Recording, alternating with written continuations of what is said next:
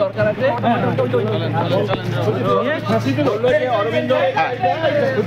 অরবিন্দ নন্দিয়া তোমার মধ্যে দল পাশে আছে, হ্যাঁ দল একদম পাশে আছে। তো কালকে আজকে বাম আমলে ফোন করেছিল, বাম আমলে যে ফোন করেছিল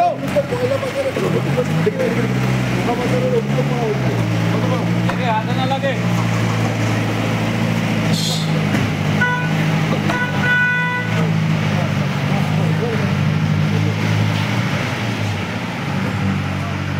দেখুন, এগুলো সবই আইওয়াস চলছে।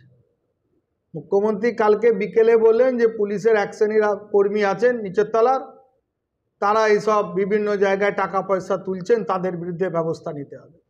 আর এটা বলার 24 ঘন্টা কাটতে না কাটতেই আসানসোল দুর্গাপুর পুলিশ কমিশনারেট কয়েকজন ওসিকে সাসপেন্ড করলেন, তাদের বিরুদ্ধে এনকোয়ারি করবেন, এবং তার সাথে সাথে দুর্গাপুরে 2 জন তৃণমূল নেতাকে তারা গ্রেপ্তার করলেন। কি না, তারা নাকি বালি এবং কয়লার ব্যবসা করছেন, সিন্ডিকেট চালাচ্ছেন, তারা দামোদরের চর থেকে বালি তুলছে।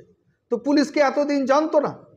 যদি না জেনে থাকে তাহলে 24 ঘন্টা অতিক্রান্ত হওয়ার পরই হবার আগেই সঙ্গে সঙ্গে তারা ধরল কী করে? তার মানে পুলিশ প্রশাসন সব জানতো। একটা ভাগ পুলিশ প্রশাসনের হাত ধরে নবান্ন পর্যন্ত যেত, সেটা পরিষ্কার।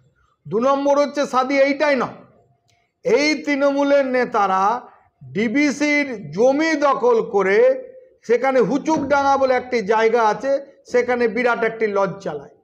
সেখানে তৃণমূলের বিভিন্ন শ্রেণীর নেতৃত্বরা, পুলিশ আধিকারিকরা সারা রাত ধরে সেখানে মচ্ছব করেন। তাহলে একটা সরকারি জায়গা দখল করে কি করে সেখানে দিনের পর দিন তারা ব্যবসা করতে পারছেন? এর আগেও আমরা বারবার অভিযোগ করেছিলাম, দল শিবির তাদের যখন পরিবর্তন হয় তখন দেখা যায় তাদের ধরপকড় করতে, তা নাহলে পরিদর্শক। মানার চরে, দামোদরের মানার চরে দেখা গেছে এই তৃণমূলের নেতৃত্বরাই সেখানে পোস্ত চাষ করছেন, আফিং চাষ করছেন। পুলিশকে বারবার বলেও কাজ হয় না, তারা বলে এটা বাঁকুড়ার এলাকা, বাঁকুড়া বলে পশ্চিম বর্ধমানের এলাকা। স্বভাবতই টোটাল একটা সিন্ডিকেট কাজ করছে, এবং এর রুট পর্যন্ত যদি যাওয়া যায়, এদের ধরে যদি পুলিশের সঠিক তদন্ত হয় তাহলে বহু তৃণমূলের মাথা এই কেসে অ্যারেস্ট হবে।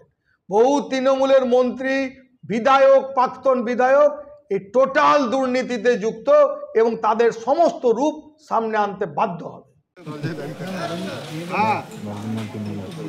বলার পরে নড়ে চড়ে বসলো প্রশাসন, যার জেরে বালি চুরির অপরাধে অরবিন্দ নন্দী, প্রাক্তন পৌরপিতা, এবং প্রাক্তন পৌরমাতার স্বামী রিন্টু পাঁজা, এই 2 জনকে গ্রেপ্তার করেছে পুলিশ প্রশাসন। কি বলবে? না, বলার কিছু নেই। আমার মনে হচ্ছে যে গোষ্ঠীদ্বন্দ্ব, টাকা পয়সা ভাগ বটার সমস্যা, তাই এই ধরনের অ্যারেস্ট দেখানো হচ্ছে। সারা পশ্চিমবঙ্গে এরকম একাধিক দুর্নীতি আছে, একাধিক কেলেঙ্কারি আছে।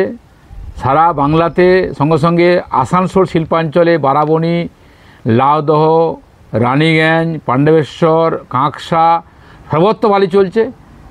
2 জন লোককে অ্যারেস্ট করা কেন হলো? হয় তারা পার্টির অনুকূলে যাচ্ছিলেন না, হয়তো কোনো চক্রান্তের শিকার, হয়তো কোনো গোষ্ঠী সমস্যা হয়েছে, টাকা পয়সা ভাগ বাটার সমস্যা হয়েছে, তাই এদের এই ঘটনা ঘটছে।